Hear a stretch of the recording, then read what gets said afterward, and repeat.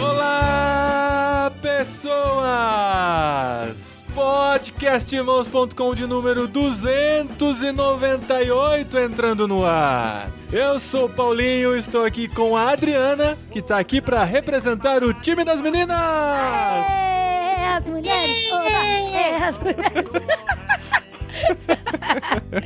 Eu sou a Adriana e eu estou aqui com o Cacau, que tem nome de menino e nome de menina, Cacau.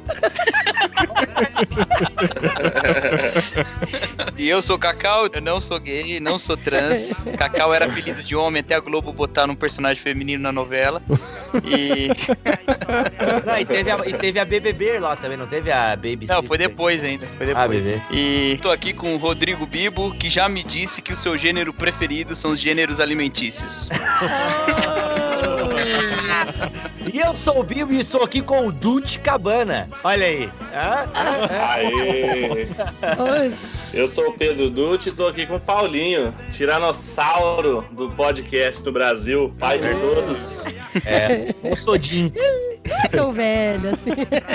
Mas é isso aí, gente. Nós estamos aqui. Cacau, Bibo, vocês já conhecem, já participaram algumas vezes aqui. O Pedro Dulce tá chegando aqui no Irmãos.com, agregando Debutante. junto com o movimento Mosaico, que vocês já podem conhecer, tá relacionado aqui no post, o podcast que eles gravaram no BTcast, né? Tá lá Sim, a sim, participação do Pedro lá e a galera do Mosaico apresentando o movimento. E essa turma do bem aqui tá reunida pra gente discutir identidade de gênero. A gente vai pisar num campo minado, perigoso, polêmico, mas a gente gosta de vez em quando de... Por que não pode ser campo minada?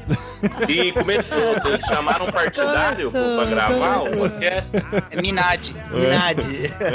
Camp Minade, né? Estamos chegando no número 300, a expectativa vai aumentando, o que vem aí pelo 300, mas a gente vai contar agora nesses recadinhos rápidos aqui no Fica a Dica, antes da gente voltar pro tema principal. Aguenta aí!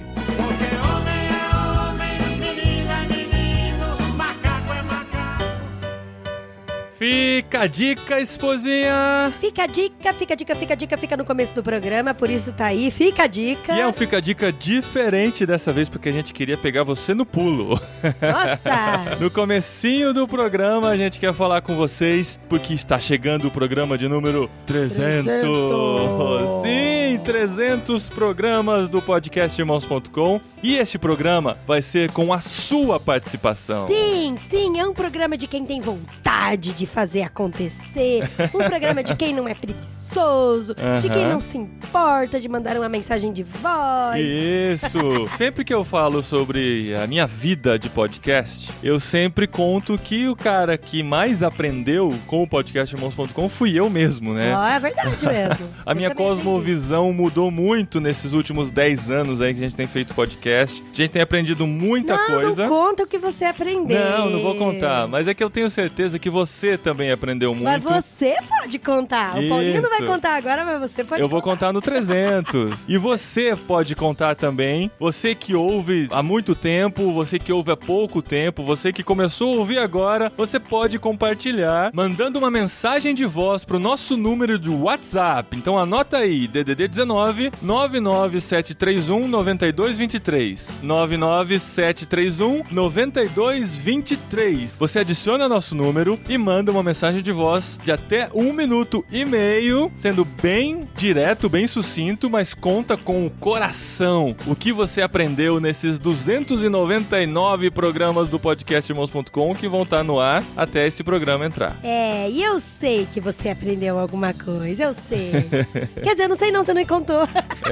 Aí você vai mandar assim, a gente quer ouvir o seu depoimento e quer que você faça parte dessa festa, desse número redondo dos 300. Você vai ser parte dos nossos espartanos que vão fazer parte desse programa especial. Mas, algumas dicas. Dica número 1. Tenta não gravar em ambiente barulhento. Procura um ambiente silencioso e de preferência... Tipo assim, eu tô aqui gravando esse programa. Não, entendeu nada. Que não seja o banheiro, porque o banheiro tem muita reverberação também, tá eu bom? tô gravando aqui, o Paulinho e a Adriana. Não, não dá certo. Toma cuidado. Dica número 2. Tenta falar bastante animado, não fala pra dentro, não fala assim, é muito legal e tal. Anima, liga o 220 volts aí e grava sua mensagem. Dica número 3. Não esqueça de se identificar. Nós não vamos falar quem está mandando mensagem, a gente só vai soltando elas durante os programas. Tudo bem? Eu tô muito feliz de participar com o programa, aprendi muita coisa. É isso aí, beijo. Se as pessoas não conhecem sua voz, não vão te identificar. Então fala de onde você é, qual o seu nome e participa com a gente desse programa especial, tá bom? Dica número 4. Para o programa agora, adiciona o número 19997319223 no seu WhatsApp, manda a mensagem de voz agora e depois você volta aqui para ouvir o resto desse programa. Fica a dica.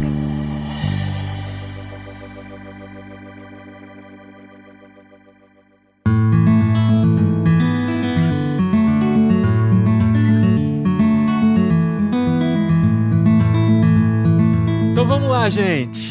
Campo minado, terreno perigoso, mas vamos falar sobre identidade de gênero. Existem outros termos que envolvem esse título aqui, né? Se a gente entra em ideologia de gênero, fica mais polêmico ainda, mas a gente resolveu chamar de identidade de gênero. Questão de gênero, ou gênero de qualquer forma, a gente vai estudar o que é menino, o que é menina. É menino ou é menina, né? Vamos descobrir. É menino ou é menina? É menino ou é menina? Mas eu quero encorajar vocês a ouvir o programa inteiro, até o final, anotar questões e depois perguntar e comentar, porque, a gente tem que estar antenado a tudo que tá acontecendo. Uhum. A gente tem que saber o que vem por aí, o que já está acontecendo, né? E a gente vai tentar entender bem a questão mesmo, né? Porque a crítica que fazem, geralmente, é que esse assunto geralmente é discutido por cristãos fundamentalistas que não sabem bem do que estão falando, misturam conceitos, espalham preconceitos. Então a gente quer aqui com a mente aberta, o coração aberto, tentar entender, baseado, claro, nos nossos princípios, nos princípios que aprendemos, tentar entender e compreender toda essa questão. Certo, gente? Certíssimo. Essa ideia foi levantada recentemente, pelo menos no ano passado, se falou muito disso, porque estavam sendo discutidos os planos municipais da educação no meio do ano passado, então começou toda aquela coisa de vamos falar sobre gênero, vai ter kit gay, não vai ter kit gay, e por aí em diante. E depois, mais pra frente, né, as pessoas não entenderam bem o que estava sendo dito no Enem, em outubro do ano passado, com a citação da Simone de Beauvoir. Mais ou menos assim, deve ser assim que fala. Merci. Oi? Simone Cadê de o Beauvoir. melhorar? Vou fazer biquinho pra falar, Eu fiz. É que o meu biquinho é pequenininho. De Beauvoir. E isso voltou pra pauta, voltou pra mídia novamente, todo mundo discutindo, todo mundo tendo opinião sobre isso nas redes sociais, né? É claro que a gente tem opinião sobre tudo, né? Então todo mundo tava discutindo. Mentira surgindo, muita coisa. Como tudo que fomenta na internet, né? Umas teorias de conspiração, de que o governo já estava utilizando essas cartilhas aqui e ali. E por aí vai. Mas a gente precisa começar discutindo do mais básico, né? De tentar entender primeiro a diferença entre sexo e gênero. Como que a gente consegue separar essas duas coisas? Uma forma da gente separar e entender isso, a gente pode dizer que o sexo diz respeito aos órgãos genitais do indivíduo.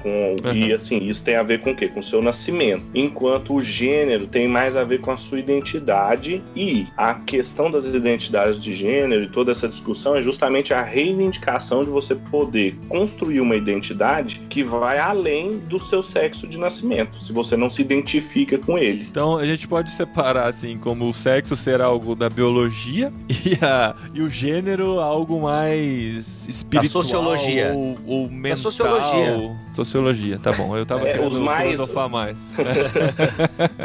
Os defensores mais aguerridos, assim, alguns pensadores da teoria queer também, que a gente pode falar daqui a pouco o que é, eles já colocam assim, eles querem deixar tudo de modo assim, a poder ser construído, inclusive o sexo, ou seja, o seu corpo, né? O sexo fala mais do corpo, mas esse corpo também pode ser geneticamente modificado, cirurgicamente modificado, mas geralmente a gente entende isso assim, sexo diz respeito a órgãos genitais, gênero diz respeito à sua identidade, e sexualidade é o que você faz com esses dois, né? Como você orienta a sua sexualidade a partir dessa sua identidade e construção do seu sexo. Pedro, a gente consegue localizar historicamente quando se começa a discutir, a fazer essa diferença, né? De que menino nasce menino, menina nasce menino. Ok, não é bem assim. Temos aí uma terceira via, quarta ou até quinta, né? Porque para muitos de nós essa discussão começou agora, né? Pra gente até hoje gênero e sexo era a mesma coisa, né? Até pouco tempo atrás, pelo pelo menos. Tanto que os formulários era tudo a mesma coisa. Isso, inclusive, é um ponto de discussão. Essa é uma questão bem interessante. A gente tem que entender, assim, tudo começou de maneira, assim, bem primordial com as lutas feministas da década de 40 e de 50. Luta pelos direitos civis das mulheres, etc. Nessa época, um nome muito importante é justamente da Simone de Beauvoir, que a gente falou aqui.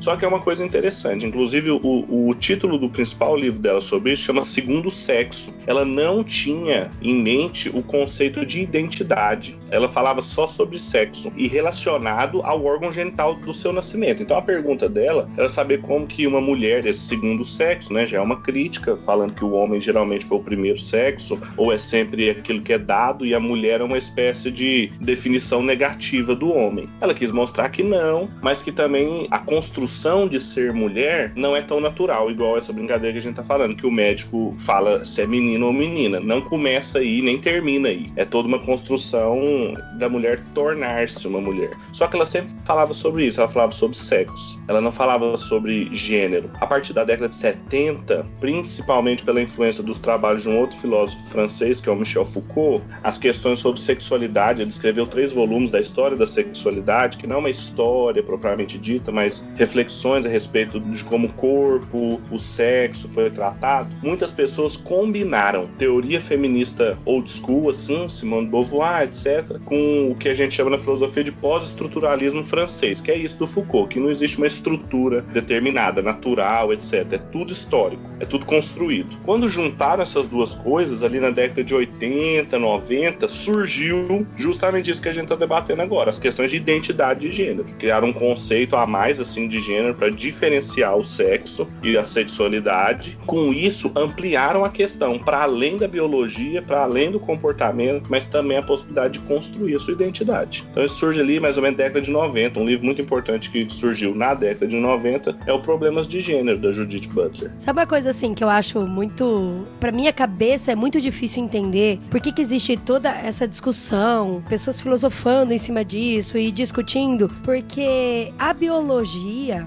Toda a criação, toda a formação desde o zigoto na vida intrauterina da pessoa, ela já vai formando o sexo, e não só o sexo que eu tô falando de órgão genital, mas de todas as suas características, todas as suas explosões hormonais. E eu não entendo, por exemplo, como as pessoas que embasam essa teoria queer e toda essa identidade de gênero, falando de que eles estão indo contra toda essa biologia, porque isso não submete ao fato de que, então a pessoa vai ter um sexo, mas o gênero é muito mais do que isso, sabe? Igual você falou, podem ter transformações físicas? Podem ter cirurgias? Pode ter todo um tratamento até numa vida intrauterina? Pode, mas então quer dizer que Deus errou escolhendo um sexo quando ele estava formando uma pessoa. Pra mim, é muito absurdo pensar numa coisa dessa, sabe? De que não é só o sexo, não é só o órgão lá que foi criado. Tem toda essa explosão de hormônio e pelo e formas e textura de pele. Menina é muito mais macia do que menino. Então tem tudo isso, sabe?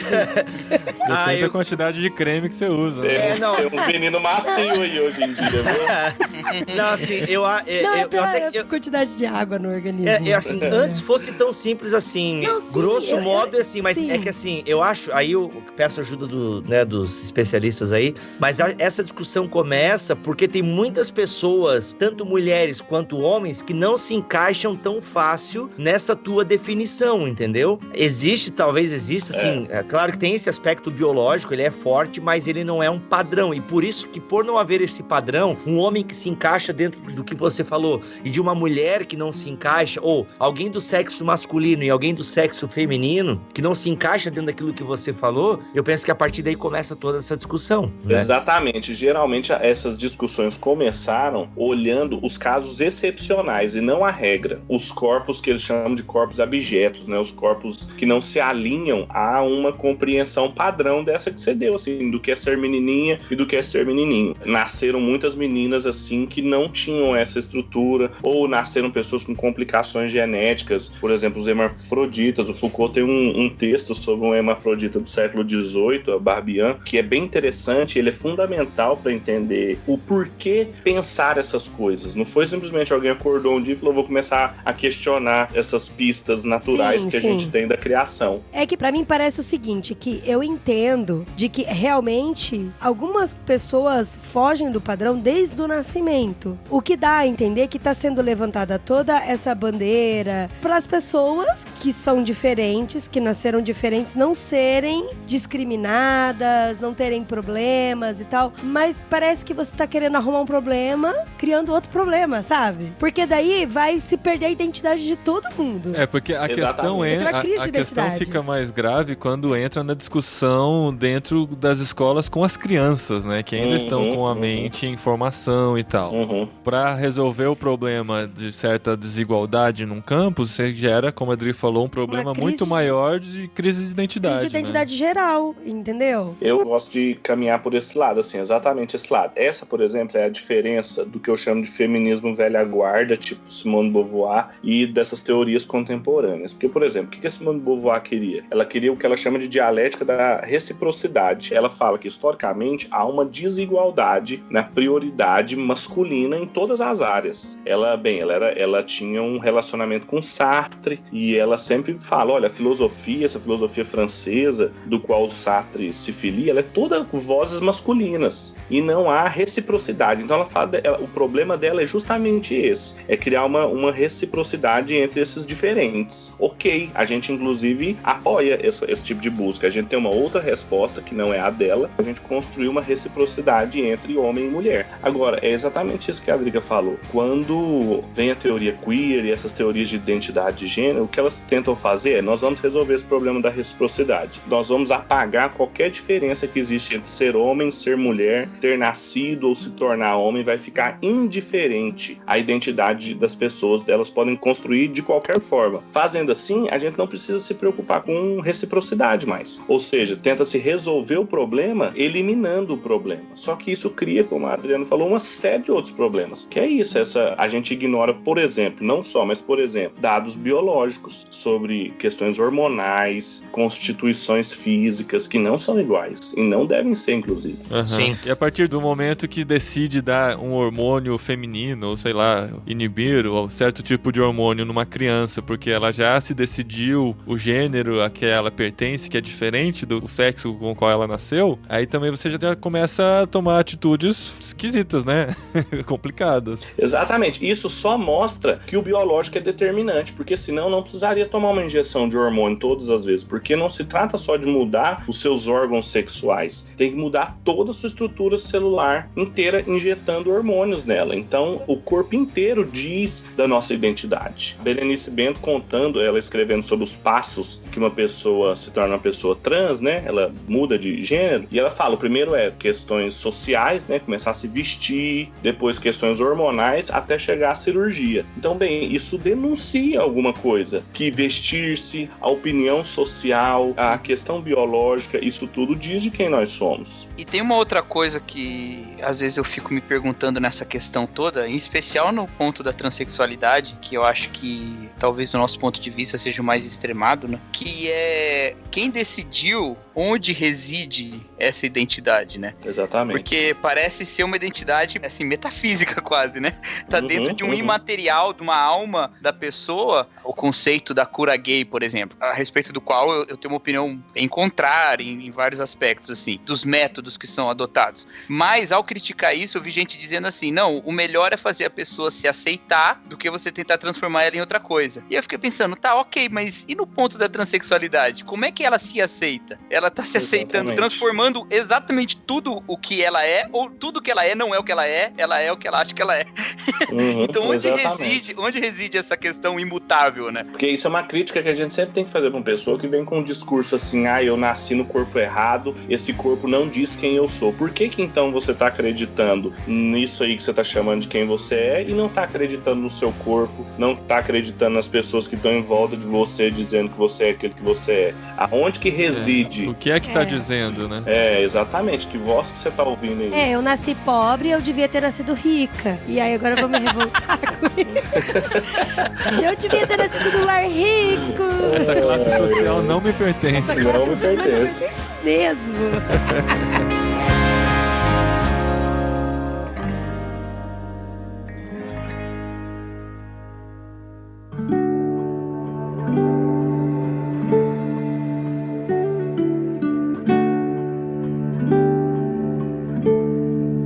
tem outra discussão aí que a gente falou que isso começou a ser observado a partir das pessoas que não se identificavam com nenhum dos sexos, com as crianças que nasceram com uma genética diferente do convencional, né? Mas muito da discussão também nasce a partir do conceito de criação das crianças, né? Dizendo que os homens, eles precisam ser mais violentos, eles precisam ser mais brutos, eles têm que brincar com certos tipos de brinquedos e só pode usar roupas de certas cores. E para as meninas o contrário, tem que ser mais delicada, tem que ser mais submissa, só pode ter roupas delicadas e assim por diante. Tem origem nisso também essa discussão, né? Essa ideia de que, por exemplo, o gênero, ele é construído socialmente, pegando o gancho nessa tua fala, Paulinho, dá pra gente emendar essa. O gênero, ele é uma construção social? Eu acho que a gente pode dizer que ele não é só uma construção social. Não dá pra gente pensar o gênero sem a construção social, mas ele não se reduz a isso. Da mesma forma que eu não sou apenas um ser de biologia, mas não dá pra falar sobre quem eu sou sem falar da minha biologia. Esse é o grande problema dessa discussão e por isso que a gente dá o nome de idolatria ou de ideologia de gênero. O que eles fazem é pegar uma modalidade da realidade, um aspecto da realidade, que é essa construção histórica, e tornar o critério último para avaliar todas as coisas, a sua biologia, a sua história, a sua política, e por isso que se torna ideológico, porque pega um aspecto da realidade só e avalia todos os outros. A gente também acha que a construção social é importante, e a gente acha que em determinados contextos ela tem certa variação, sim, só que a gente não reduz a construção da nossa identidade somente a isso. Ontem eu e a Adri, a gente estava se preparando para esse programa, a gente foi assistir um episódio de Truques da Mente sobre homens versus mulheres. É verdade. Aí mostrou a foto de uma menininha, uma foto preto e branco, toda produzida assim, de muito antigamente, de uma menininha. Aí ele fala assim, ó, essa é a foto de um dos presidentes dos Estados Unidos, vamos ver se você adivinha quem é. Aí a gente descobre que é o Roosevelt, que ele tá vestido de menininha, uma foto produzida assim de estúdio, sei lá, da época. Aí depois eles explicam que na época era moda as mães vestirem os filhos de menina pra fazerem fotos, cara. Mas o Urban Duffer, ele tem uma irmã gêmea da mesma idade dele. Tem uma foto da família que ele está vestido com a mesma roupa que a irmã dele. Parece que são duas menininhas, mas tem um dos teólogos mais importantes da Alemanha do século XX ali, vestido de mulher. Toma essa. Toma essa pós-modernidade, né?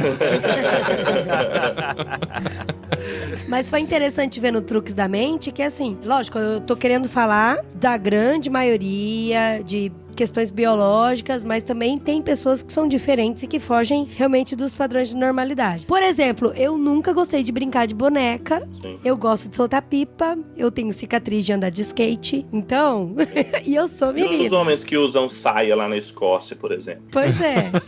Então não é que é o padrão de todas as meninas gostarem de usar vestido, gostarem de brincar de boneca, entendeu? Mas aí nesse Truques da Mente viu que realmente o cérebro e as respostas cerebrais são diferentes entre homem e mulher. O cérebro é programado diferente. Né? Olha, agora tem uma coisa que compromete juridicamente algumas coisas. Se a gente não achasse que era diferente, uma lei que, do ponto de vista jurídico brasileiro, é uma conquista, que é a Lei Maria da Penha, se a gente não soubesse que tem um histórico de violência, ou seja, a dimensão histórica falando a respeito de quem nós somos. Tem um histórico de violência de homens sobre mulheres. É claro que a lei também protege violência de mulheres contra homens, e se protege porque tem, mas tem um histórico muito maior, então significa que tem alguma coisa aí que a história também nos diz. E se a gente torna isso indiferente, não tem mais sentido a gente defender a mulher com uma lei dessa. Esses dias, lendo uma entrevista do cartunista, o Laerte Coutinho, que ele é um crossdresser, né? É um homem que se veste com roupas de mulheres. É um nome bonito só pra falar que ele é travesti. Mas ele acho que ele não admite que fala que é travesti, né? Ele fala que o conceito travesti é um conceito problemático, tal, por isso que ele se afirma como crossdresser. Certo. E aí ele falando que ele é contra vagão rosa, ele é contra a diferença de mulheres. Bem, então ele joga fora uma série de proteções. E quem é ele pra falar no lugar das mulheres? Mas os defensores dessa questão do gênero, eles não vão dizer que essa violência só existe por causa da cultura, por causa do meio em que existe e tal. Então é uma proteção ao meio, é uma resolução de um problema gerado por não existir essa diferenciação, ou por existir essa diferenciação. Sim, exatamente.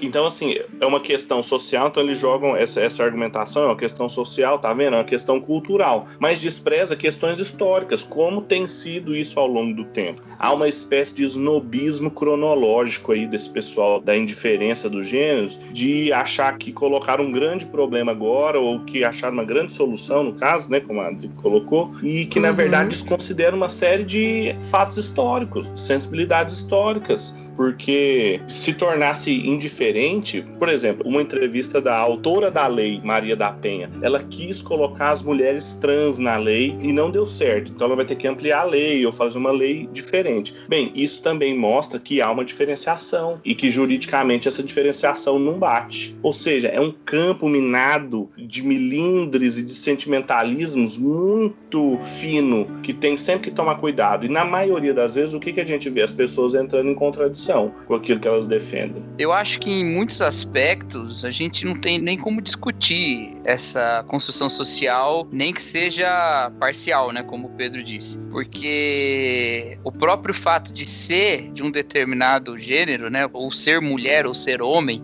varia de culturas em culturas, até mesmo na simultaneidade cronológica, né? No mesmo tempo, em culturas diferentes, estabelece papéis diferentes para homens e para mulheres, e se acredita que são mais adequados para os gêneros a quem eles são atribuídos, né? Então, não me parece ser tão problemático a gente pensar assim. Agora, as diferenças que há entre homem e mulher e que a gente também afirma do ponto de vista biológico, da questão que envolve até a maternidade e tudo mais, também não podem ser ignoradas de maneira nenhuma, né? Acho que às vezes a gente corre esse risco. Sobre essa questão do snobismo cronológico que o Pedro colocou, acho que o problema tá em a gente pensar qual que é a fundamentação dessa história, né? Exatamente. Eu acho que ela tem um fundo biológico, acho mesmo. Recentemente eu até preguei na igreja tocando alguns pontos desse e eu disse, o machismo, ele se baseia, em primeiro lugar, na distinção biológica das sociedades mais primitivas em que tudo era feito pela força, né?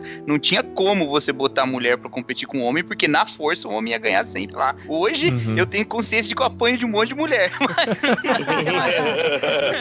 Naquela época, acho que isso era mais difícil, assim, né? Eu acho que há um fundo biológico, mas eu não sei se há essa sustentação biológica. Eu acredito que não, que o machismo é sustentado sempre biologicamente, né? Acho que a biologia acaba pairando como uma espécie de sei lá, um espectro, assim, que vai falando, se chegar às vias de fato, o homem vai ganhar. E aí, leis como a da Maria da Penha reforçam a proteção que é importante para as mulheres, né? Pessoa que fala que a Bíblia é machista é porque não sabe ler a Bíblia. Não conhece. Cara, é impressionante. Pra mim, é uma proteção, é um cuidado com a mulher enorme, gigantesco, na Bíblia inteira. É impressionante. Exatamente. Eu até falei, nessa vez que eu preguei lá na igreja sobre estupro e tal, que a Bíblia fala sobre estupro, eu falei isso, eu falei, acusam a Bíblia de machista, ignorando que o avanço da condição da mulher nas sociedades influenciadas pelo cristianismo é muito maior do que nas que não são influenciadas. E não precisa comparar com o islamismo, não precisa comparar com o sul da África, não, compara com o Japão, que é desenvolvido. Pode comparar a Europa e Japão pra ver onde a mulher tem uma condição melhor, sabe? Então, é desonestidade, assim, em você pensa meramente, a Bíblia é machista sem olhar os efeitos que o ensino bíblico trouxe, né? É muito... É que geralmente a galera olha só o Antigo Testamento, e se você pega algumas partes do Antigo Testamento, pode ter essas características, né? A mulher como propriedade do marido, a mulher que é estuprada e se no campo a culpa ainda é dela, porque ela podia ter berrado, entendeu? Então assim... Não é isso não, é o contrário. Oi? Eu já tô na cidade, Não, mas no campo também não. Não, no campo não tem discussão, a culpa é de quem estuprou. Ah, tá, então. Tem algumas passagens que talvez dê a entender isso, sabe? sabe? Mas o pessoal isola. É igual a galera quer falar, né? Ah, Deus manda matar, aquela coisa toda. Como é que vocês servem um Deus desse e tal? Mas é porque se você isolar algumas passagens do seu contexto, elas realmente podem ter essa característica machista, né? Que a gente diz. Porque é um absurdo dizer que a Bíblia é machista, porque essa discussão é moderna e a Bíblia não trabalha com essa discussão. É um anacronismo, né? Talvez patriarcal possa ser até um nome, né? Digamos assim. Mas você tem que olhar dentro do contexto em que ela foi escrita, né? E tal. É porque, assim, pro pessoal feminista, para o pessoal que tem essa agenda, o simples fato de Paulo mandar a mulher ficar quieta na igreja é um discurso machista, entendeu? Então, o pessoal pega essas partes, assim, nesse sentido que daí o pessoal cria todo esse burburinho, né? O mosaico, assim, que é um movimento de unidade, né? A maior dificuldade que a gente tem é justamente com essa galera, assim, que achou o pacote inteiro, assim, bom. Fala, não, é isso aí mesmo, é essa filosofia que tem mais a ver com o cristianismo, e ignora uma série de coisas que são tradicionais na fé por conta de novidades filosóficas, assim. E é muito difícil ter relação com essa galera, porque eles abrem mão de coisas que são fundamentais, assim, de troços que estão na Bíblia. E aí, como é que a gente faz? É o que a gente mais tem sofrido. E, infelizmente, é o pessoal que tem falado. Se não é a lá Silas Malafaia, a abordagem é a lá comprada. Eu acho que o desafio de ser equilibrado aí, por isso que é muito bom a gente ver uns livros antigos, assim, do Stott, falando sobre homens e mulheres e tal. Por quê? Porque essa galera era equilibrada. Eles sabiam reconhecer coisas que a igreja estava errada e sabia reconhecer, assim, que se a sociedade não se curvasse aos pés de Jesus, também não ia ter bom futuro. Eu acho que a tentação que sempre beira, qualquer um dos lados da discussão, inclusive nós, é a gente pegar algum aspecto da realidade só, ou a biologia,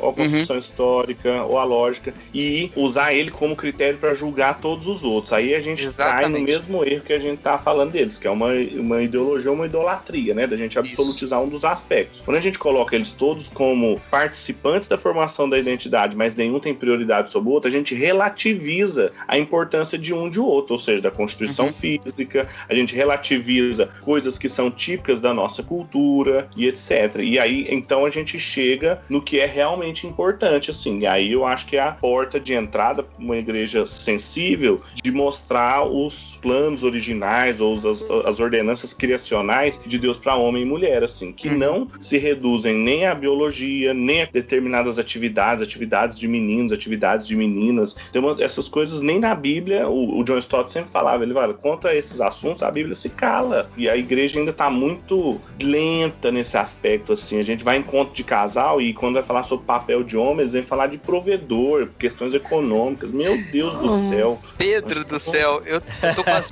tô com as mãos erguidas, agradecendo a Deus a sua presença em nosso meio aqui. Que bom, graças a Deus. Aleluia. Aleluia. Presbiteriano gelado, trazendo avivamento, é pra derreter esse gelo. Aleluia. Chepa. Ei, mas eu fui numa palestra de casais recentemente, cara, e eu tive que ouvir essa, assim, tipo, aquela ideia de que a mulher fica em casa cuidando do lar e o homem sai pra caçar, quer dizer, pra trabalhar, entendeu? Então, e uma hora, assim, até o palestrante falando, e tu percebia um certo burburinho, às vezes, tipo, mas a galera meio que na piada, assim, lá em casa, claro, a mulher ganha mais que eu, e não sei o que lá, e tal. Assim, cara, agora, sendo um pouco tradicional, eu gostaria muito que a minha esposa não trabalhasse, de verdade. Aliás, não totalmente. Ela gostaria, amigo? Não, pior que gente. Vamos ligar pra Xanda. Não, ela gostaria, minha esposa curtiria ser dolar, assim, entendeu? Ela curtiria mesmo. Talvez, ter um trabalho meio período, alguma coisa assim, tal, né? Seria muito bom, ainda mais quando a gente tem filho pequeno, sabe? Assim, cara, seria muito bom se a Xanda pudesse ficar, pelo menos os 2 primeiros anos, full time com a Milena, entendeu? Graças a Deus a gente conseguiu colocar a Milena num colégio cristão e tal, os princípios bacanas, as professoras mega dedicadas e tal, então a gente se sentia mais seguro. Mas assim, aí eu não sei explicar o que é, se é construção social, se é natural, o que é, mas a Milena no começo, ela tinha um apego maior com a Xanda, entendeu? É incrível que tem coisas que só a Xanda conseguia fazer pela Milena, entende?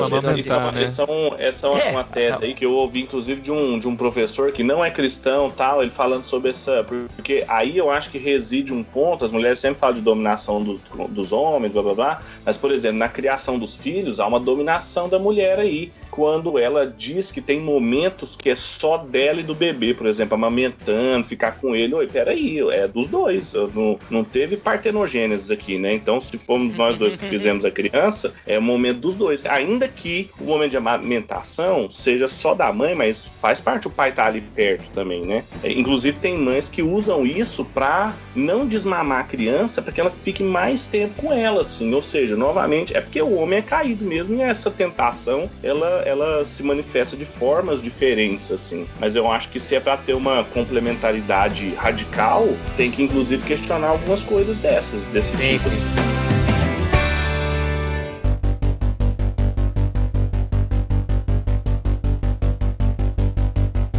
Eu gostaria até de pedir pro Pedro explicar, porque eu falei várias vezes também sobre a questão da teoria queer, e uma coisa que me preocupa, assim, primeiro, eu queria que você explicasse o que é essa teoria queer, se ela já está sendo utilizada, a definição dela mesmo, e eu acho, gente, de verdade, que todo mundo dentro da igreja deve conhecer isso.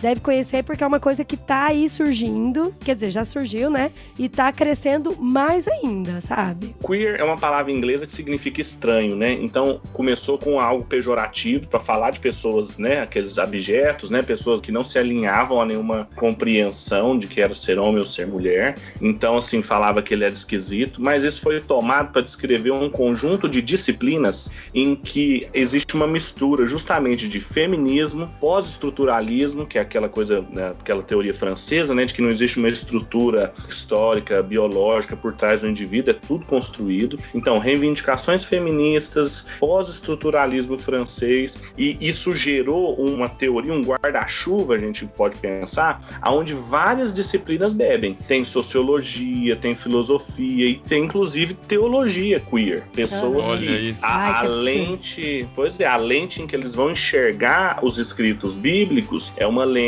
em que vai procurar não intenção autoral do que o Espírito Santo está falando, mas documentos que revelam processos assim de opressão, de subversão, ou seja, a lente interpretativa é essa lente que casa essas coisas, luta feminista, pós-estruturalismo, etc. E se isso está em voga hoje, é o que há de mais vanguarda hoje em dia nos departamentos de ciências humanas, é o que a gente tem assim, em todas as áreas, sociologia, filosofia, história. Inclusive o Brasil recebeu o primeiro seminário queer em São Paulo, foi no ano passado, que veio a principal filósofa desse momento, que é a Judith Butler, que é uma professora de literatura, ela tem formação em filosofia, mas é professora de literatura dos Estados Unidos. E o pau quebrou. Judith. A Judith.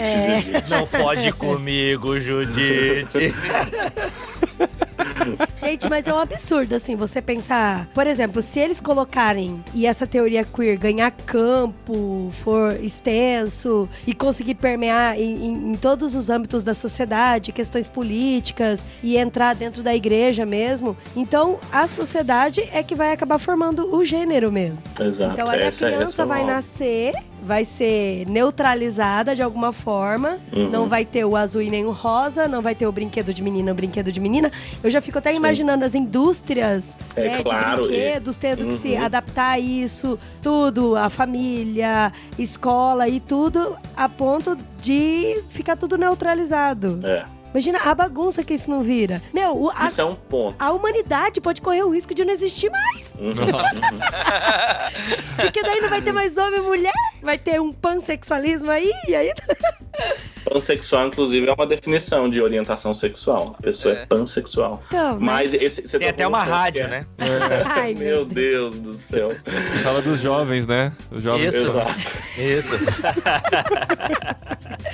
A Drica tocou numa questão interessante, que é a indústria cultural e comercial que está por trás disso. Tem um livro do James Hunter, que é um cristão sociólogo, que ele fala como transformar o mundo. E ele mostra que as principais forças culturais que mais influenciam no mundo não são a maioria, não são os cristãos, por exemplo. Geralmente são forças minoritárias, por exemplo, esse grupo, que ainda que seja de uma teoria grande, na filosofia, na sociologia, na teologia, a gente tem muita gente conservadora, que tem linhas conservadoras, etc. Mas por que eles não influenciam influenciam tanto? Porque essas pessoas, esses grupos minoritários, eles têm uma inserção social específica, ocupam lugares específicos, mídia, política, economia, que os grupos majoritários, tipo os cristãos, simplesmente abandonaram, porque ficaram muito confortáveis e tal, e não interagem mais com a cultura. Então, assim, enquanto a gente não fugir daquela compreensão clichê de que cosmovisão cristã, de que interagir os conteúdos cristãos com a cultura é a gente ensinar doutrinas corretas para os nossos jovens, a gente não vai conseguir lutar com gente que não só tem teorias, mas tem lugares onde as pessoas podem perceber isso, por exemplo, boates onde tem um banheiro só, ou seja, uma estrutura arquitetônica que comunica uma teoria, que tem filmes, músicas, quadros, ou seja, todo tipo de artefato cultural que a gente também não está produzindo na mesma escala e com a mesma novela. Então, assim, observa como que o imaginário de uma pessoa, a cosmovisão dela é formada por uma série de coisas que a gente simplesmente pensa que vai conseguir resolver com 60 horas semestrais na escola dominical. Se você tem uma escola dominical de 1h30, né? Porque às vezes você tem menos tempo para falar com os jovens. Então, assim, pensando em jovem ainda, porque as pessoas mais velhas já estão, assim, engolidas por isso. Então, a gente precisa repensar o lugar do cristão na sociedade. Conversando com algumas pessoas, lendo alguns artigos, assistindo sua palestra também, eu entendi que todo esse movimento, ele se iniciou porque eles querem levantar uma bandeira de que eles querem ser respeitados, querem ser entendidos, não querem ser diferenciados. E aí, por isso que, então, vamos começar desde a base, neutralizando toda a base, e aí todo mundo por igual, e todo mundo vai ter o respeito por igual. Então, eu entendo o seguinte, que a igreja tem que entender, sim, a teoria queer, entender toda essa formação, e por trás que tá disso é um grito desesperado das pessoas que são diferentes pedindo por respeito. Então, eu acho o seguinte, que a igreja, infelizmente, ela não tá preparada, por exemplo, para respeitar um casal homoafetivo. E muitas vezes, a igreja também não entende com relação aos direitos civis daqueles dois. Sim, não tô falando que eu sou a favor do casamento homoafetivo. Mas, por exemplo, os caras estão há 40 anos juntos, um morre e vai deixar o outro sem nada. Tem direitos, né?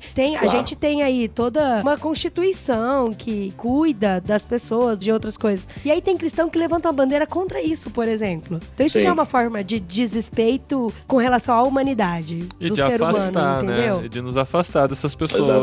Exatamente. A gente precisa de uma visão mais plural da sociedade, né? Entender, assim, que a menos que a gente seja universalista, que a gente acredite que Deus vai salvar todo mundo, e bem, eu não penso assim, então assim, a gente vai conviver com gente a vida inteira que vai rejeitar o evangelho, e mesmo assim a gente tem que garantir os meios para que essa pessoa viva bem na sociedade, até pela afirmar o que ela é. Quando Jesus falou lá do joio e do trigo, ele não estava falando da igreja, ele estava falando do reino de Deus, que é maior que a igreja. Ele falou, tem que deixar crescer, para ver mesmo quem que é joio e quem que é trigo. Então tem uma ética social aí por trás, que a gente tem que deixar florescer essas coisas, mas sem que isso engula outras. Ou seja, a gente precisa pensar isso aí. Isso toca vários outros problemas que você falou bem, que é um problema político, que é qual a imagem de sociedade civil que a cristandade tem? Qual o lugar que eles acham que a igreja ocupa no todo social? E como que ele se relaciona com outras esferas econômicas, esferas jurídicas? Talvez uma das coisas que tenha ficado mais claras na votação do impeachment, por exemplo, foi como as pessoas confundem esferas, assim. Esferas religiosas, esferas familiares com esfera pública. Não que a gente não possa falar de Deus na esfera pública, da nossa família em esfera pública,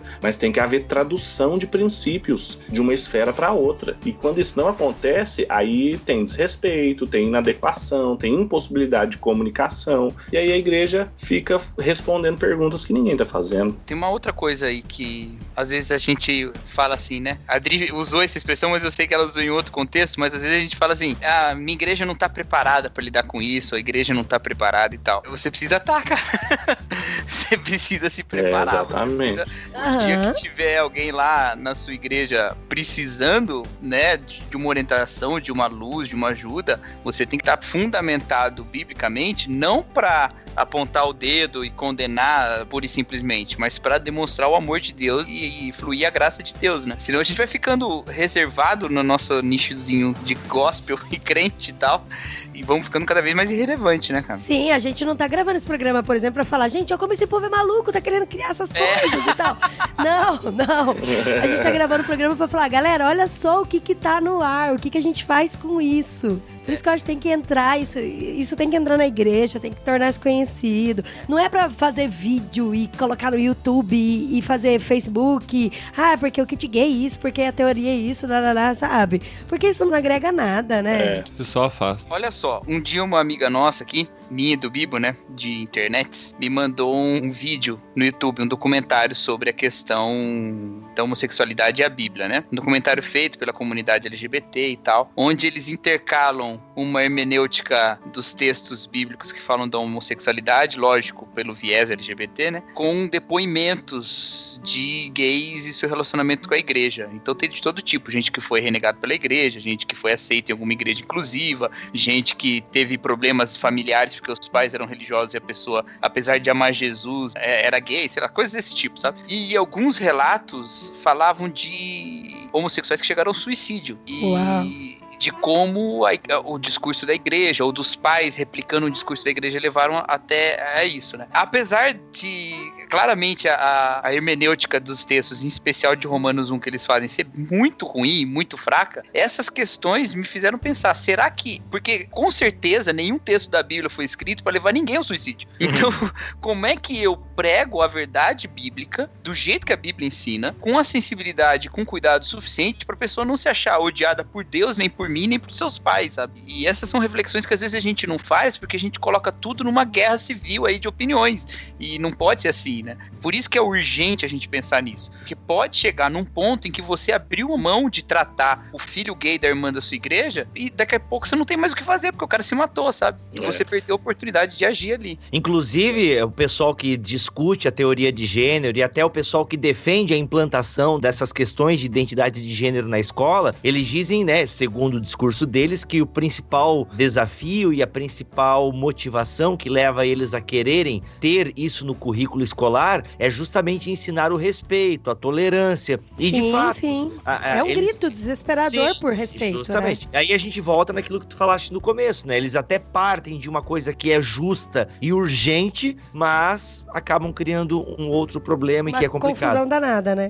E aí eu até recomendo Orações por Bob, tá? Praise for Bob, que é um telefilme. Né? Me disseram que ia entrar na Netflix, não sei se entrou, mas super recomendo, que é bem isso que o Cacau levantou agora, né? Como às vezes a religião e o querer converter a pessoa pode se tornar uma coisa terrível, né? Então, quando eu vi esse filme, cara, eu tenho uns 3 homossexuais na família, inclusive um é bem próximo, é o meu sobrinho, e cara, quando eu vi esse filme, eu tinha acho que uns 2 anos de conversão, sabe? Eu devia ter acho que 19 anos de idade, e eu lembro que quando eu vi aquele filme e tudo que acontece no filme, cara, eu chorava, porque, caramba, eu não sei lidar, né, com o meu sobrinho, eu não sei lidar, né, com a condição sexual dele e tal, porque, eu sou criado, primeiro que antes de estar na igreja, eu já sou numa sociedade heterocrata, né, vou utilizar aqui o termo que eles gostam de usar, né, essa heterocracia. Então, eu fui criado num contexto em que xingar uma pessoa é chamar ela de viado, né, então eu fui criado nesse contexto machista e heterocrata, sabe, de você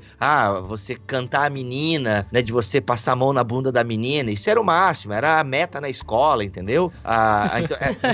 Então a gente é criado nesse contexto, e aí o gay, o viadinho, né, o Bambi, caraca, velho, então de repente eu percebo, daí eu vou pra um contexto de igreja, onde que daí tudo bem, não é o viadinho e o Bambi, mas é o pecador, o homossexual, como é que é, o que eu acho forte? Efeminado. Sodomita. Abominação.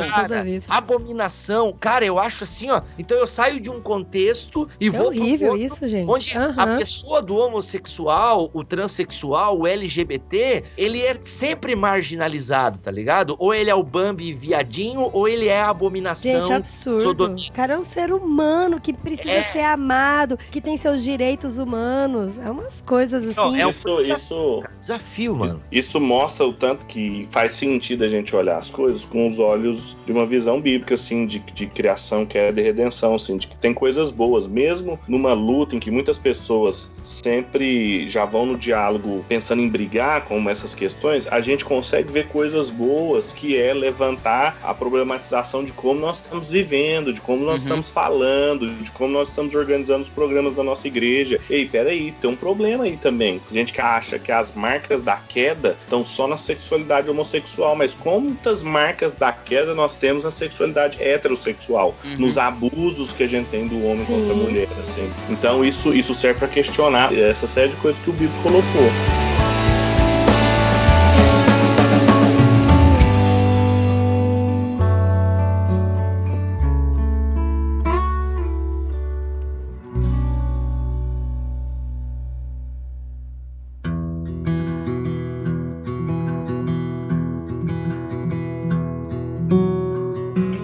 Tem o caso do David Heimer, sabe? É um dos casos mais famosos dessa questão de como a identidade de gênero ela é furada, né? Porque, pelo menos nós que estamos desse lado, né, da conversa, achamos isso, né? Eu nunca vi alguém que defende a teoria de gênero comentando esse caso. Mas o David Heimer foi um menino que nasceu, acho que no Canadá, ele era gêmeo, e ele, numa cirurgia de circuncisão, ele tem o seu pênis amputado. Ai, Nisso o psicólogo John Money, que é um cara que estava nessa dianteira aí da discussão de identidade de gênero e tal, com a permissão da família, ele resolve fazer uma experiência com esse menino e cria, né, esse menino como uma menina, sabe? Uau! E aí o que acontece? Acontece que vai passando o tempo e ele se sente desconfortável com isso, entende? Legal, hein?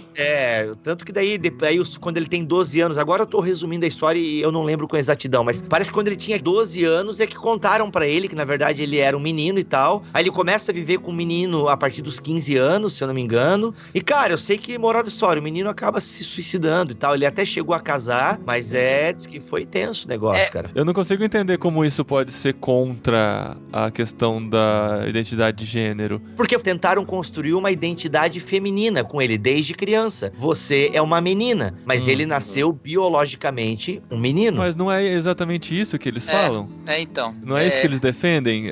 Não, tá, mas eles defendem que a criança pode escolher. Aí não teve uma escolha, né? Teve um acidente cirúrgico e depois uma imposição, exatamente. Só que do mesmo jeito que eles falam que a nossa é uma imposição, deles também foi uma imposição do outro lado. Mas o que eles vão dizer é que a alma dele era masculina, independente da cirurgia do corpo e tal. Não é isso? Não, e não só isso, assim, ninguém que analisa esse caso, nem de um lado nem de outro, acha que foi feita uma coisa correta, né? Sim, então, exatamente. às vezes também a gente usar esse caso pra criticar a ideologia de caso gênero, extremo. É um caso que eles vão dizer, não, mas isso aí tava errado, eles erraram, foi completamente... Sim. Aí você já fala, opa, tem certo e errado, aí já entra uma série de coisas. Porque tem uma coisa também, a teoria queer, ela é materialista, ou seja, não tem nada além da matéria, não tem alma. Isso. Que mané é alma, Paulinho? Não tem alma, não. É só o corpo, é só a matéria. Tanto que a Judith Butler, verdade. a Judith Butler, depois que ela escreveu Problemas de Gênero, ela teve uma formação filosófica em Hegel. Hegel foi um filósofo alemão muito preocupado com o que era o eu transcendental, ou seja, aquilo que falava quem nós somos, mas que ia além da matéria. E ela foi muito influenciada por isso. Isso fica pendente, assim, no Problemas de Gênero. Então, quando ela publicou, a galera saiu matando, falando assim, não, tá muito abstrato. Quem que é esse eu aí que é o performer do gênero? Aí ela teve que escrever um outro livro chamado O Corpo Importa, pra falar que era só uma questão corporal, de que não tem nada transcendental, etc. Então, não tem. Isso que é o grosso que volta naquela questão. O que está dizendo pra você que você não é aquilo que você nasceu? E é claro, a gente tá pensando nos casos sem especificidades biológicas, né? Sem questões genéticas, sem doença, alguma coisa assim. Estamos pensando nos 90% da população. Quem usa esse argumento é uma feminista muito interessante, porque é uma feminista não ortodoxa chamada Camila Paglia. Até a Folha de São Paulo publicou ano passado uma entrevista muito boa dela e ela falando. Ela aceita ser chamada de feminista? Aceita. Ela tem um livro... não, tá? Por favor, não me chama. Não, porque ela quebrou um pau com as feministas, né?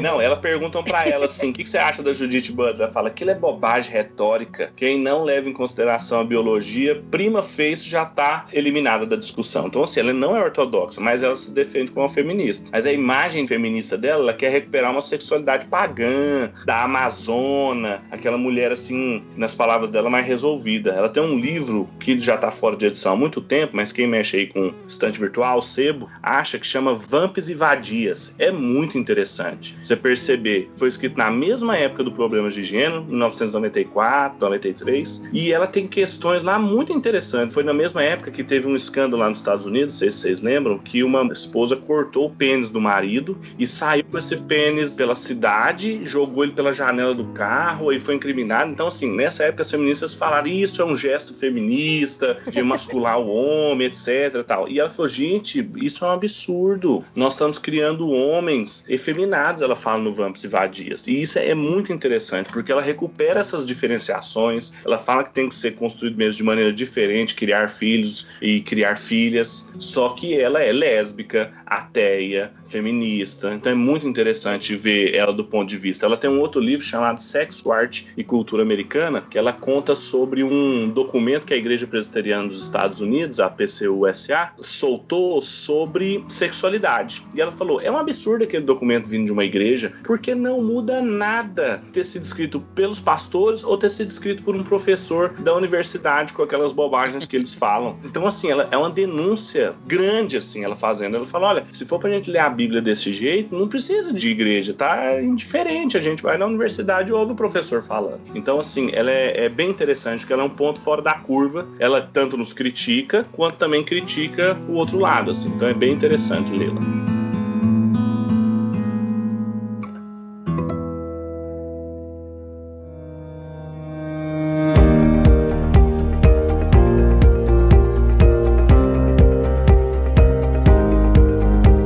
Então, pra gente encerrar, queria entender qual deve ser a nossa posição. Não que a gente tenha que definir a posição aqui agora, mas com relação à questão da identidade de gênero. Se a gente disse aqui que nós precisamos compreender a situação que essas pessoas vivem e tal, entender que isso é um grito por socorro muitas vezes, por entender que há realmente uma dificuldade nessa área e tal, e que a gente não deve se colocar em pé de guerra nessa discussão. A gente tem que compreender, temos que ser os pacificadores, né? Porque assim verão que nós somos filhos de Deus e assim por diante. Mas a coisa chegando, prefeituras discutindo isso. Inclusive eu vi uma filósofa irritadíssima num vídeo falando que, quem são os vereadores para decidirem o que nós ensinamos nas escolas, né? O que vereador entende de educação? Mas enfim, nessa discussão toda de quererem discutir identidade de gênero nas escolas, com nossos filhos e tal, qual deve ser nossa posição? A gente tem que se colocar contra? A gente precisa compreender que é um grito? O que a gente faz no meio de tudo isso? Eu penso até assim, pela questão dos meus filhos, sabe? A gente tem 2 filhos, um de 3 e um de 5 anos, que já vão pra escola. E vira e volta eles aparecem com algumas questões, assim, umas perguntinhas meio complicadas de responder e tal. Eles ainda não têm nem cartilha, nem escrito, nem forma de nada, assim. Muito pelo contrário, a escolinha deles ensina bem que homem é homem, mulher é mulher, filha de homem, filha de mulher, banheiro de homem, banheiro de mulher, muito engraçado. E a professora até fala que eles têm que tratar as meninas como uma princesa, tem que tomar cuidado, tarará, não é com brincadeira bruta, de soquinho, não sei o que tem. Só que aí eu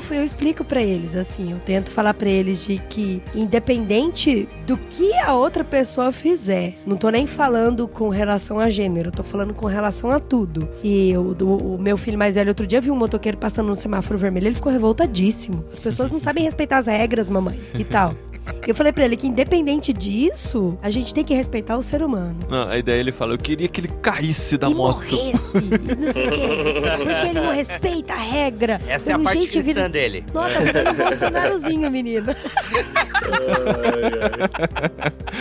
Posso ser um bolsonarozinho. Eu não, filho, a gente tem que respeitar, tem que amar, tem que explicar. Só que não cabe a você a fazer a outra pessoa cumprir a regra. Você fala pra ele, olha, motorista, a regra é que no vermelho tem que parar. Só que você não vai obrigar o cara a parar. Se ele quiser passar, ele vai passar, mas a consequência é dele, entendeu? Só que a tua parte é respeitar, é explicar e é amar, é estar junto, sabe? Mas entender que é certo e o que é errado. Mas é difícil. Uma coisa que passa da cristandade ter que assumir isso, ao invés de ficar só criticando, ficar só na defesa, na apologética e ficar só criticando o que tem sido produzido, a gente precisa voltar a produzir materiais também, aqueles artefatos culturais que eu falei. A gente precisa de livros bem escritos por mulheres cristãs. Quando a gente pensa assim, num bom livro sobre missão da mulher, foi escrito por um homem, igual Paul Tournier, que é um livro maravilhoso, mas foi escrito por um homem. A gente tem Isabelle Ludovico, mas assim, só a gente tinha que que incentivar mais as mulheres falarem mais, produzirem mais, escreverem vou mais. escrever um artigo. Isso. Ô, Pedro, escreve. Tira seu nome e eu ponho o meu. Você contribui com a sociedade. Tem um nome técnico, né, Assim. pra isso. Falsidade ideológica. Eu acho que não, se você entregar de papel passado. Chama Ghostwriter. É verdade, exato. é verdade, é verdade. Ghostwriter, é verdade. Então, tem um mosaico teológico aí, né? Vocês sabem, Ghostwriter forte. É verdade, é verdade. Mas eu acho vou que passa escrever, por isso, assim, boa ideia. A gente fica muito tempo perdendo, assim, tentando entender pra poder criticar. Não, vamos fazer o papel, assim, de servir uma série de pessoas que também estão confusas nesse meio. Porque a gente pensa assim, quem não é cristão é um militante. Não, tem uma massa cinzenta aí de gente que não tomou nenhuma decisão, tá sofrendo por causa disso, tá sofrendo pelos seus desejos sexuais descontrolados, tá sofrendo pelo seu pecado, porque tem alguma coisa no coração dele que o acusa e o absolve, né? Diz a Bíblia. Então, assim, se a gente crê nisso, a gente tem que apresentar possibilidades pra ele, do que significa ser homem. A gente adora um Deus que se fez homem e é a maior prova de serviço que a gente tem. Então, assim, nós deveríamos ser as pessoas que não sustentariam essa coisa do homem brucutu, né? Como a gente diz aqui em Goiás, assim, aquele cara tosco, etc. Jesus é um servo. A gente crê na noiva. A gente tem uma série de mulheres na Bíblia que fizeram e desempenharam papéis, funções e feitos incríveis, que quando isso foi escrito, bem, vai ler o Aristóteles, vai ver o que o Aristóteles fala das mulheres. A mulher não podia filosofar, a mulher não podia falar em público. E o apóstolo Paulo, quando escreve para Timóteo, fala, olha, as mulheres da igreja de você devem ser conhecidas pelas boas obras, pela sabedoria, pela prudência, coisas que o mundo antigo não atribuía isso à mulher. Então, assim, a gente tem o melhor material para ser produzido. E a gente, às vezes, só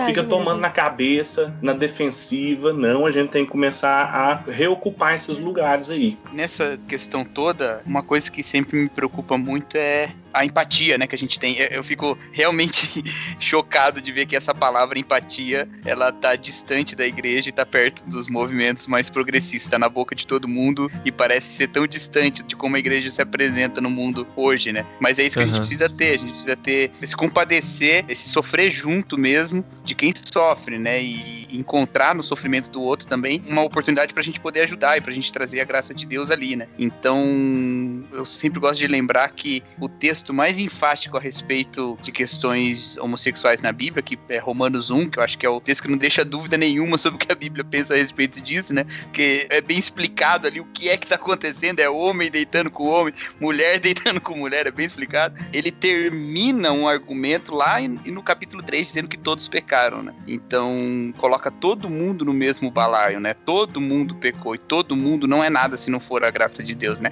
Se não for a glória de Deus revelada a nós, né? Então, se a gente como igreja tem conhecido desse Deus glorioso, a gente tem que estar preocupado em revelar isso. E essa é uma forma de ser também proposicional, de ser ativo, positivo na sociedade, né? E não meramente passivo diante dessa discussão toda. Não ficar só na defensiva do que a gente acha que são os nossos valores, mas na proposta da vida do evangelho, né? Como é que se vive o evangelho? Como é que o evangelho não é só uma privação dos seus desejos mais íntimos, não. Ele é uma vida de comunhão com Deus. Então a gente precisa expor nesses aspectos, né? Então, pra mim, o desafio que fica desse papo todo é esse. Muito bom.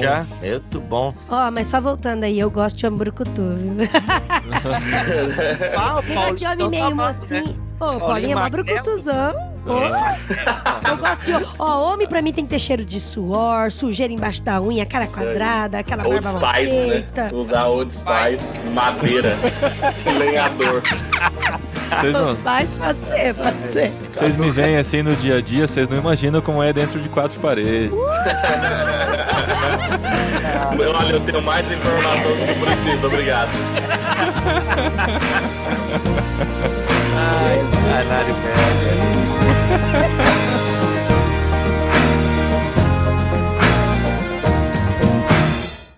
Recadinho! Legal, bastante. Cash, arroba, No programa anterior, que é isso? muito obrigado. Recadinhos, esposinha! Que é isso? Que é isso? Muito obrigado. E nós estamos aqui no final desse programa polêmico, mas muito especial. Tenho certeza que você vai ter muito pra ajudar a gente na discussão dos comentários desse programa. Sim, e olha só, estude, porque esse assunto tá aí, você tem que saber. Tem que saber, e a gente fica feliz por contribuir um pouquinho. Agradece muito ao Bibo, ao Pedro Dulce e ao Cacau, que fizeram esse programa brilhante aqui com a gente. Nós fomos só meros espectadores, né, aprendendo com esses caras. Sim. Mas a gente também quer aprender com vocês nos comentários.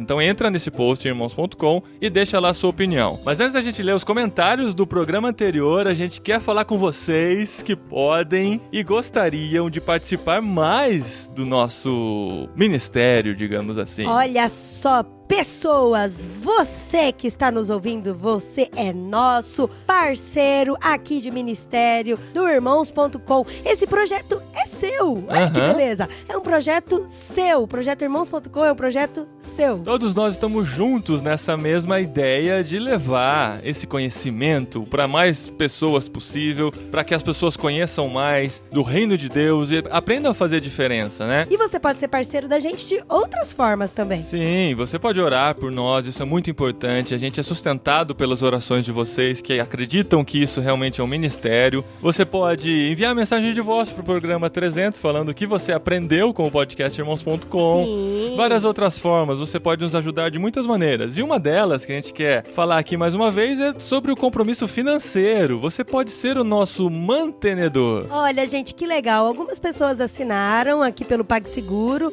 e já estão nos sustentando financeiramente. Isso tem sido muito importante pra gente, muito mesmo. Muito obrigada. Então, se você quer se comprometer com algum valor mensal que vai ser cobrado no seu cartão de crédito, sem burocracia, tranquilamente debitado lá todo mês, você pode entrar em irmãos.com/comprometa-c ou ir lá no menu, que tem lá podcasts, artigos, devocionais, cinemas, logs, tem um sinal de mais aqui, onde tem quem somos, comprometa-se e fale com irmãos.com. Você pode entrar em contato com a gente, ou pode clicar no comprometa-se e fazer o seu compromisso mensal de ser o nosso mantenedor aqui nesse ministério que esperamos que está fazendo a diferença na sua vida também. Olha só, a gente está orando muito para que Deus nos sustente financeiramente. E pode ser que você seja a nossa resposta de oração, olha só. Isso, então a gente agradece muito pela parceria, porque vocês estão realmente com a gente e a gente faz esse desafio aí de você participar também financeiramente desse ministério que está fazendo acontecer na internet. E por falar em fazendo acontecer, no programa anterior nós gravamos lá no JV, aquele tipo um TED, né, que tá na moda já há alguns anos TED aí. É chique demais, né? Que você tem um tempo pra apresentar a sua ideia. Nesse programa 5 pessoas apresentaram suas ideias e foi tão sucesso, as pessoas gostaram tanto que nos incentivou a fazer isso mais uma vez, ou mais algumas vezes. É muito legal. Olha, várias pessoas vieram falar assim, mandaram mensagem, conversaram. Nossa, que da hora aquele programa, o pessoal falando das iniciativas, é tão legal e tal. Porque até o cara falou, gente, como que pode, né? Às vezes a gente tem uma ideiazinha que é tão pequenininha, um presente do bem, ou um lanche que ele vai fazer, e o negócio fica grande e abençoa a vida de tanta gente. Isso. E como a gente já disse, os comentários são a continuação do nosso programa. E para mostrar que a gente valoriza quem comenta o podcast Irmãos.com, nós vamos ler aqui o comentário do Eber Evangelista. Isso, nós vamos ler aqui, porque lá a gente já leu todos. E a gente tem comentado também, até no próprio site. Mas olha que legal que o Eber comentou aqui. Meus queridões do peito do Irmãos.com, este podcast foi, assim como os outros, excelente. Muito obrigado. Contudo, cara, quando a pessoa escreve contudo, mas, entretanto, eu falo, agora vem a crítica, né? Passou verdade, a manteiga, agora verdade. dá a chulapada. Mas ele falou que esse foi ainda mais especial. Ouvir irmãos que partilham da mesma fé em Jesus, contando suas experiências de como foram direcionados por Deus em seus intentos, foi algo pra mim extremamente animador. Olha que legal, gente. Olha só, motivação, né? Bom, já que o Paulinho disse pra utilizar esse espaço pra compartilhar sonhos, então vamos lá. Você ainda pode fazer isso, você que ainda não fez, tá? Entra no programa 297 e deixa lá o seu sonho. Sou artista, já ilustrei e ilustro para revistas, jornais, livros didáticos e ocasionalmente para publicidade. Ocorre que já há um bom tempo tenho sentido aquele famoso incômodo de utilizar essa ferramenta que Deus me deu, não apenas como meio de manutenção material. Tenho buscado em Deus uma forma de utilizar a minha arte de uma forma mais direcionada e eficaz para o reino de Deus. Enfim, agora aqui vai um sonho que vou vou compartilhar. Olha só! Antes de contar o projeto, preciso dizer que sempre gostei de histórias em quadrinhos, cinema e nestas mídias, de forma muito especial, o gênero sci-fi, que é ficção científica.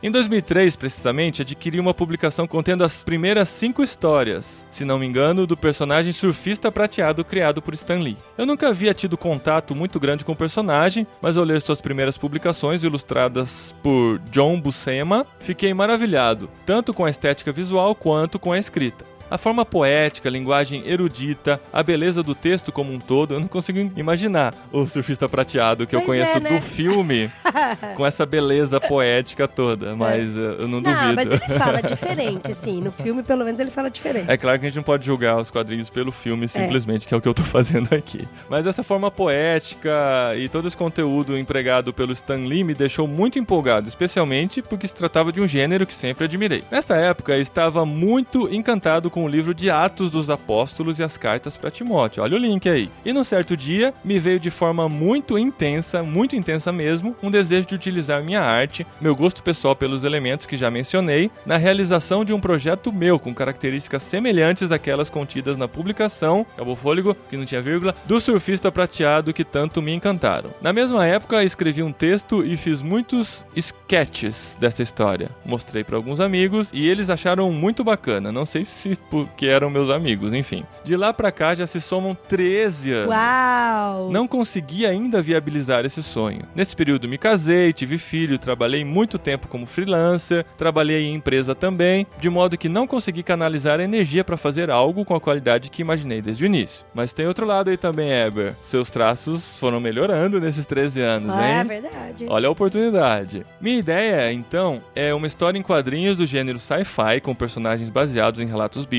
fazendo como que uma releitura dos fatos bíblicos de forma fictícia, porém mantendo-se a essência do que está na palavra. Tenho escrito muito, colocado muitas ideias e desenhos no papel. Imagine quantos rascunhos ao longo desses 13 anos. Mas quero aqui confessar um pecado. Acho que tenho guardado muito esse sonho comigo, com certo medo de compartilhar ou achar parceiros. Uma outra preocupação também é que se trata de uma ideia muito pessoal, com conceitos e experiências pessoais frente à palavra de Deus, o que me gera uma certa resistência de procurar um parceiro para me ajudar a escrever. Mas, ao ouvir o podcast, um dos testemunhos continha o seguinte, mais ou menos assim: para se realizar um sonho, é necessário achar parceiros, fazer parcerias, etc. É muito difícil ir pra frente com um projeto grande sozinho. E depois dos testemunhos, Paulinho nos convida a compartilhar sonhos aqui nos comentários. Bom, então é isso que estou fazendo. Esse é o testemunho do Eber. Que legal, Eber. E olha só, não perca a esperança. Foi igual o Paulinho falou aí no comentário, que a gente ficou feliz mesmo por você ter sido motivado através desse programa.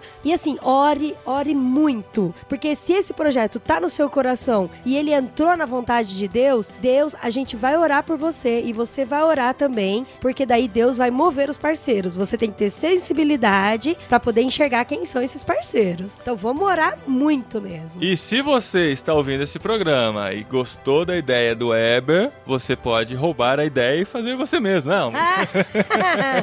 Aqui o contato do Eber no Facebook, facebook.com/Eber, sem H, né?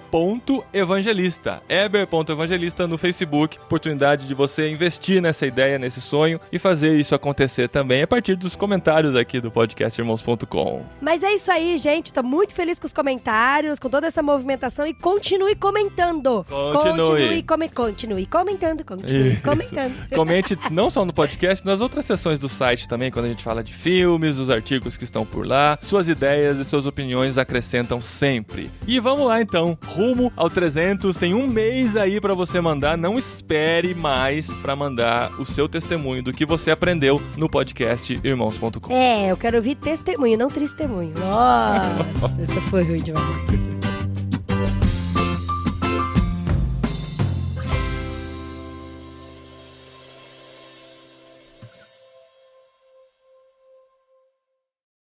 Beleza, então, pessoas, muito obrigado mesmo. Já acabou o programa, tá? Tem um tempo, a gente já tá Sério? batendo papo. Então eu vou lá tomar um leite com café, pode? Alguém quer um cafezinho com leite? Eu quero um cappuccino, se puder uma espuminha de leite em cima. Você Como é que quer é a tua uma espuminha xícara? de árvore, uma folha?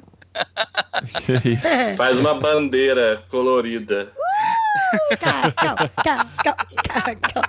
Cacau. Ó, Aqui tem a Biba, a Cacau e a Dulce.